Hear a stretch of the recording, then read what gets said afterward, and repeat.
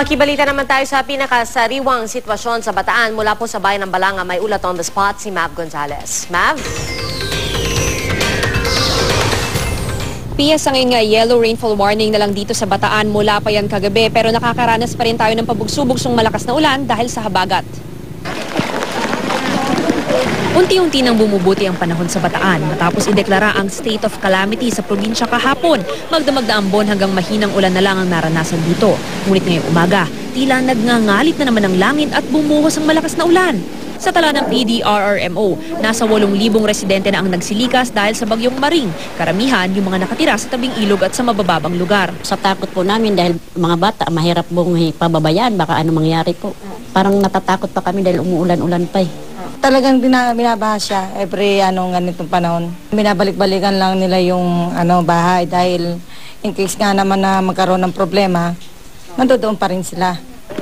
Hindi pa rin tuluyang humuhupa ang baha sa bayan ng Hermosa. Hanggang ngayon din, may tubig pa ang Layak Junction sa Dinalupihan kaya di pa rin makadaan ang mga light vehicles.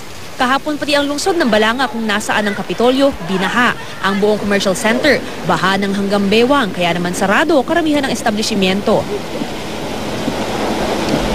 PS, ngayon nga mga nasa 1 to 2 feet na lang ang baha sa karamihan ng lugar dito sa Bataan. Maliban na lang dito sa Barangay Almacen sa Hermosa na nasa 4 na talampakan pa yung baha. Samantala, merong reported itong PDRMO na meron daw 450 million pesos worth na pinsala dito sa ating mga fisheries, fish ponds, pati dun sa mga ating mga palayan.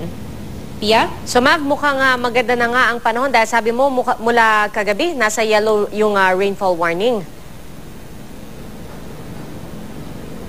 Tama yan, Pia, pero alam mo dahil nga dun sa habagat, talagang pabugso-bugso pa rin yung ulan. Sa magdamag mula midnight hanggang mga 7 a.m., hindi na umulan ng malakas, ambon-ambon na lang. Pero nung mga 8 a.m. kanina, bigla talagang umulan ng malakas. And since then, merong mga 15-minute intervals na umuulan ng malakas dito sa kinatatayuan natin sa Kapitolyo ng Balanga, Pia.